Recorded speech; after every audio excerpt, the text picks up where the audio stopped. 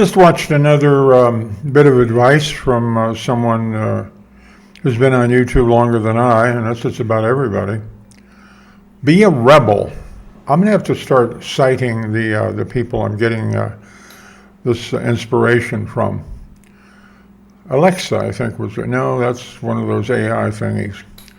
Anyway, she's talking about the way the algorithm, it doesn't actually select, it selects what has traction, and what seems to have traction is controversy or rebelliousness, someone that goes against the grain. And that, I guess that's supposed to explain why you see so many of these negative things, like the dark truth they don't tell you, or 13 things they don't want you to know. Every time I see something that says they don't want you to know, I say, well, I think they're probably right. I don't want to know, so don't tell me. But I think for most people, the idea that somebody doesn't want them to know something is, boy, that's why I want to know it. If they're trying to push it down my throat, then I don't want to know it. But if they don't want me to know it, let me add it. So, of course, if you want someone to look at something or to consider an idea, you just try to pretend that it's not allowed for them. You can't find out about this. These are secrets, and only the cognoscenti, the people in the know, can have them. So I'll go to a lot of trouble to try to get them. I don't look at it like that. Oh, what was I going to talk about? Oh yeah, since this YouTuber said be a rebel, be rebellious.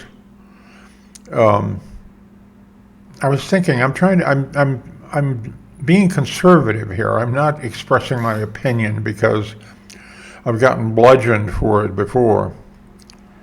Maybe I should do something just on my opinions. Well, you see the cartoon, I ought to throw it up. It's my sister and my daughter's list of things they don't want to talk about, Not so much the virus anymore, unless there's a new virus, and of course that'll be on the list. Anything about any war, anywhere, anything about politics, anything that isn't trivial or unimportant. Because people have just been knocked down with this deluge of information. I'd say scary information, but it's not scary anymore. I mean, you get too much of it. Chicken Little has been crying, the sky is falling so much that we're not even worried about it anymore. We don't look up. Of course the sky is falling. It's always falling. It's always been falling. So we better not pay any attention to it. How does this affect the individual life, your life, my life? We're just trying to get by, We don't have enough, or we have plenty, but we don't have enough to do, or we're wondering about our self-value or what the point of it all is. Something that certainly not going to talk about. Every time I ask AI, I don't ask AI, I know better, about the option B, the Kevorkian method of handling. I'm going to say problems. I don't look at it for problems. And I try to gently talk to people about this because you're right. They imagine you're right on the edge if you're talking about how there ought to be an option. People ought to be able to leave this world on their own decision. But anytime you say that to somebody, because there's people that struggle for every breath, that will suffer through anything and everything to qualify as alive. Is that important? Oh, of course, it's the most important thing there is. No. You want to go with nature's plan. Nature's plan is that you're going to die. Nature's plan is that everything's going to die. All life's going to die. And even the rocks in the geology, they're going to probably get disassembled at some point. But for us to try to resist it, live a nice long life, try to fill it with good stuff. The motto in this town is, what is the motto in this town? Put more into your life. Put more into your life, not more time. Put more life into your time, not more time into your life. Running out the clock is not a positive thing, really. It's, well, if you're enjoying yourself, run it out as far as possible. If you're not especially enjoying yourself. But there's various religious and secular prohibitions against thinking about that.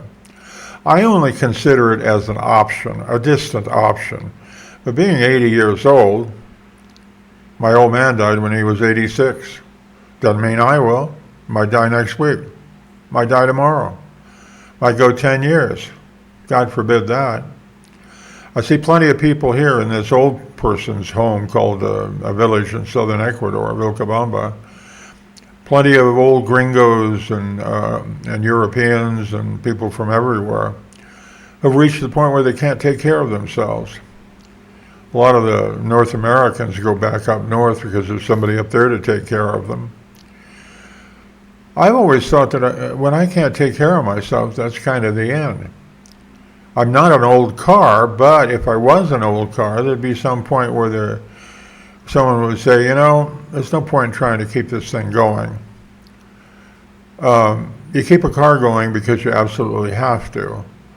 Do you keep your body going because you absolutely have to? Do you absolutely have to?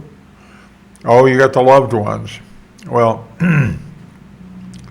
there's been enough death in our family that it probably wouldn't be much of a surprise. I'm not trying to get rid of anybody, including myself, but there's new people coming in every day. They start out without knowing too much. They're innocent. They haven't been ruined yet. They're certainly not thinking about suicide at all. Neither am I. Don't get that algorithm started. I hate to think of what would happen if you mentioned suicide to AI. It would be all over you. And if it's the same session, it's going to keep reminding you about it. AI is one of the reasons I want to get out of here. But that old, I think it's not necessarily just Christian, but that old religious idea that at the very least you can help another person, and that gives your life value. If you don't feel your life has any value, take care of somebody else, help somebody else. Those random acts of kindness bestowed on a random person, a stranger, that's got to be a blessed thing. That's got to be something that God approves of. And if you're out there and you're not feeling so good, yeah, you ought to do that too. See somebody that's feeling even worse. You don't really know how people feel. Everybody has been trained to not show how they feel. I think they feel fine. Well, talk to them. Ask them. Last time I asked somebody why they were under the weather or why they were feeling bad, they got ugly about it because they do their best to hide their feelings, but they're not very good at it. So I asked this woman, I said, why are you down in the dumps? Because last time I saw her, she was chipper and boisterous and up and friendly, and now she's defensive and guarded, especially if you ask why she isn't feeling so good. That's what I get for practicing what I preach, you know. Find someone who's not feeling so good and, talk to them, be nice to them. Ask them what's wrong, and they'll tell you to F-O. I wonder what the automatic translator will do with that. It means, mind your own business, don't mind mine. But isn't caring for others, very simply, making their troubles, their business, yours? I guess there's warm and fuzzy ways of doing it, and I probably don't have them.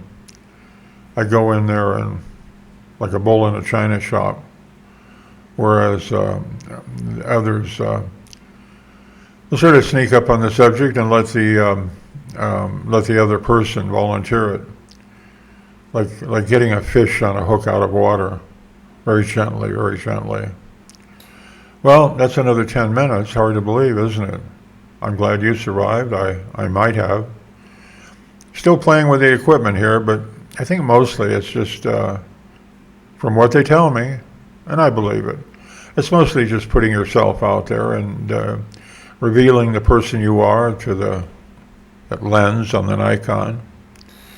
Am I bragging about my Nikon? I wanted one for so long. And thanks to COVID, I have one. It's strange how things work. All right. You take care of yourself. We'll see you next time. Ciao.